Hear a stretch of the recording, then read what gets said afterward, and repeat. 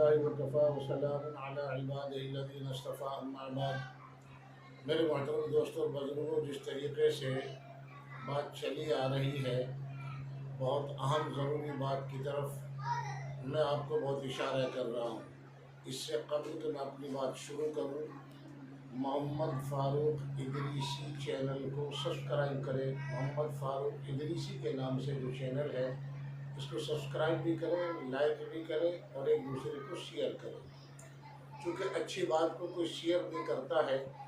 اور اگر آج بھی آپ لوگوں نے اگر شیئر نہیں کیا تو آپ ایک بہت بڑے حق تلفی کا کام کرتے ہیں۔ لہٰذا جس بھائی کے پاس یہ ویڈیو پہنچے وہ بالکل اس کو شیئر کرے اور لائک کرے۔ میں عرض یہ کر رہا تھا کہ کل 10 محرم ہے۔ 10 محرم کو اتنے بڑے بڑے ایتہاسک کام ہوئے ہیں جن کا گنانا اور شمار کرنا بڑا مشکل کام ہے۔ سب سے پہلے آدم علیہ نبینا علیہ السلام اگر دنیا میں آئے تو وہ 10 محرم کی تاریخ ہے اور جمعہ کا دن ہے۔ اور دوسرا، حضرت ابراہیم علیہ السلام کو اگر آگ سے نجات ملی تو وہ 10 محرم ہے۔ حضرت موسیٰ علیہ نبینا علیہ السلام دریا نیل سے پار ہوئے تو وہ 10 محرم ہے۔ اور اس کے اندر فرعون کو غرق کیا وہ 10 محرم ہے۔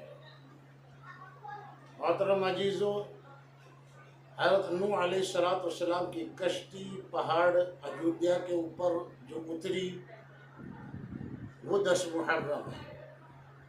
اتنے بڑے بڑے ایتہاسک کام اس 10 محرم کے دن ہوئے ہیں، اور علماء نے اس کو تقسیم کر دیا کچھ فتوے کے اندر اور کچھ فرقوں کے اندر اور کچھ مسئلوں کے اندر اور کچھ مسائل کے اندر۔ آج پوری قوم بٹ کر رہ گئی ہے، لہذا قوم کے ساتھ جو ہو رہا ہے وہ آپ کی آنکھوں کے سامنے ہے، بتانے کی ضرورت نہیں ہے۔ اس طریقے سے ہم کب تک یہ فرقوں میں بٹتے رہیں گے؟ ارے تم فرقوں میں بٹتے رہو گے، مسائلوں میں بٹتے رہو گے، ایک ایک کر کر تمہیں چن چن کر مار دیا جائے گا، ختم کر دیا جائے گا۔ لہذا وقت کی پکار ہے، وقت کی ضرورت ہے۔ ہم سب لوگوں کو ایک پلیٹ فارم پر آ جانا چاہیے۔ میں ان لوگوں سے عرض کرتا ہوں، چاہے وہ بریلی ہوں، دیوبندی ہوں، شیعہ ہوں، سنی ہوں، بتائیے کس مسلمان کا کلمہ علیحدہ ہے؟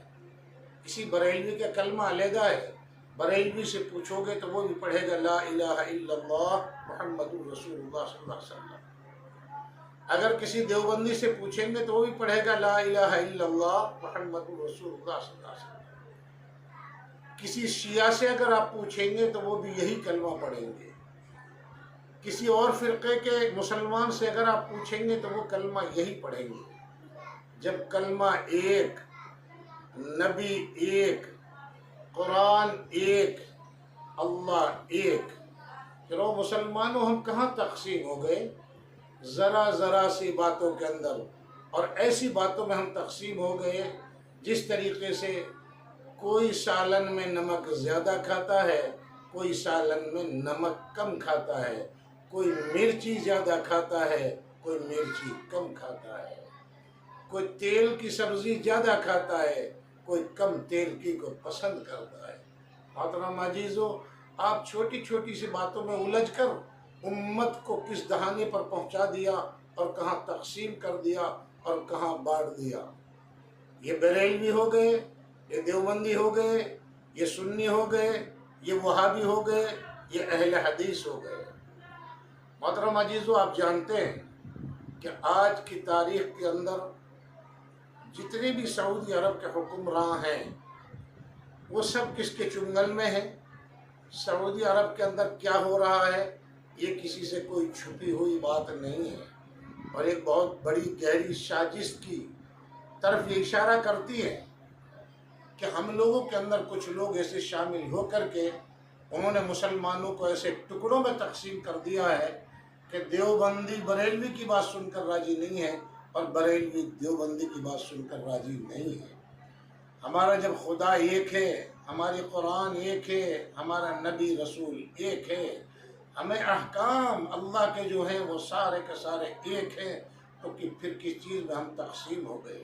اگر اس طریقے سے تقسیم ہوتے رہے، آپس میں نفرت کے اوپر ویڈیو بناتے رہے، میں دیکھتا ہوں سوشل میڈیا کے اوپر بریلوی دیوبندیوں کو جواب دے رہے، دیوبندی بریلویوں کو دے رہے، بریلوی اہل حدیثوں کو دے رہے، اہل حدیثوں کے اندر اہل خبیث پیدا ہو گئے، وہ دیوبندیوں کو دے رہے ہیں۔ ارے بخاری بھی ایک ہے، مسلم بھی ایک ہے، ابو داؤد بھی ایک ہے، ترمذی بھی ایک ہے، قرآن بھی ایک ہے، پھر کہاں تقسیم ہو گئے؟ ایک کو اپنے مفاد کے لیے کہہ دیتے ہو یہ ضعیف حدیث ہے، یہ کمزور حدیث ہے، یہ صحیح نہیں ہے، ارے اس کا راوی ٹھیک نہیں ہے۔ خدا کی قسم، اور سن لو کان کھول کر، او علماء، ارے تم ایک صحابی جو ادنا، جس کو آپ بالکل کمزور سمجھتے ہو، جس کو بالکل آپ چھوٹا سمجھتے ہو، اس صحابی کے پیر کے نیچے سے اڑنے والا ذرہ، تم اہل حدیث ہو چاہے اہل خبیث ہو، اور چاہے بریلی اور دیوبندی ہو یا کوئی فرقے کا ہو، تم اس ذرہ کے برابر بھی نہیں ہو سکتے۔ جو ایلیگیشن لگا دیتے ہو یہ حدیث ضعیف ہے، یہ کمزور ہے، یہ عثمان کی ہے، اور یہ عمر کی ہے، یہ فلاں کی اور فلاں کی ہے، یہ اختلاف بھلا کر کے مسلمانوں وقت ہے اتحاد اور اتفاق بنانے کا۔